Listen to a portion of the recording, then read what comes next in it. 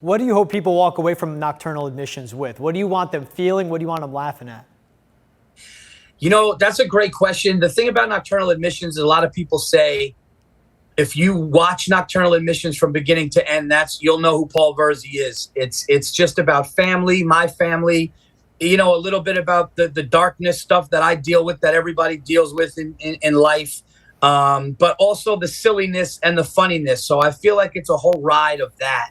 And, you know, yeah, a little bit of angst and some things that frustrate me, but also some things that I love and mean a lot to me. And I think you get everything in that, you know? What I love hearing in that is someone that's really relatable, and someone that's relatable that can make me laugh. So nothing more I want. Now, when you're not streaming on Netflix, when you're not piecing that together, when you're not on tour all over the country, you also have 2 podcasts going on.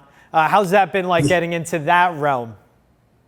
Yeah, because it's so different now. Comedy's not just doing the stand-up anymore, right? It's like you got to, you know, connect with your fans on a personal level, and that's what the podcast does. So I've been doing the Virzi Effect for a long time, and I co-host the Anything Better podcast with Bill Burr, who's been a dear friend and a mentor to me for a long time.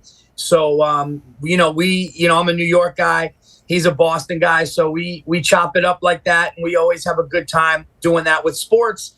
And yeah, but in the game today, dude, you have to have everything. It can't be, you know, I never thought I would drop out of college to be a radio host too.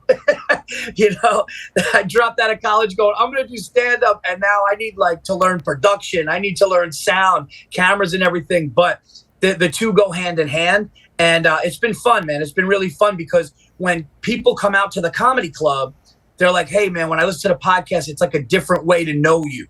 And that's really cool. I love that. I love that. Now, Paul, the reason I'm bringing you in, not just to talk about everything you're doing in comedy, but our special cause here in Boston, the Jimmy Fund, and all that money going towards the Dana-Farber Cancer Institute to help with cancer research and to beat that disease. But I know Dana-Farber is really significant to you and your family. What have they meant to you? Yeah, man, listen, to get me off of a beach when I'm boogie boarding with my kids, it would always be for something like Dana-Farber while I'm out here on vacation, because to be honest with you, in all seriousness, the Dana-Farber Institute saved my mother's life. My mother would not be here today if it was not for the Dana-Farber Institute. My mother was in stage 4 cancer, a very rare cancer. They were doing tests and drug tests and trying to, you know, get this medicine, which made the cancer that she had kind of dormant and even shrink. And they've been, you know, because of the Dana-Farber Institute, my mother got to be at my wedding and see grandkids and do all that. So I hold it very near and dear to my heart. My mom's doctor, Dr. Dimitri there, saved my mom. And so we're very, very thankful and grateful for Dana-Farber, that whole area, you know, even that whole area in New England, man. My brother went to Boston University. My mother was getting treatment at the Dana-Farber, and it's been a blessing. That's why giving money and donating for this really does change his lives, because it really saved my mother's life and got her to see so many things. Paul, if you were standing next to me, I'd show you the chills I'm getting from that story. And real quick, for anyone on the fence with donating to the Jimmy Fund, what would you tell them to have them give to such a great cause?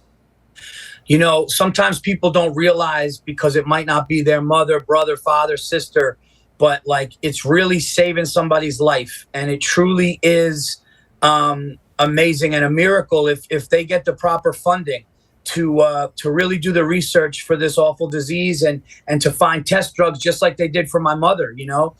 So anybody hesitating, man, anything that you can give can truly change the lives of not only the people who have the disease, but their families and everybody around them. And I saw that firsthand. So I would say to anybody, this is probably one of the greatest things you could donate to, because you're really changing and saving lives.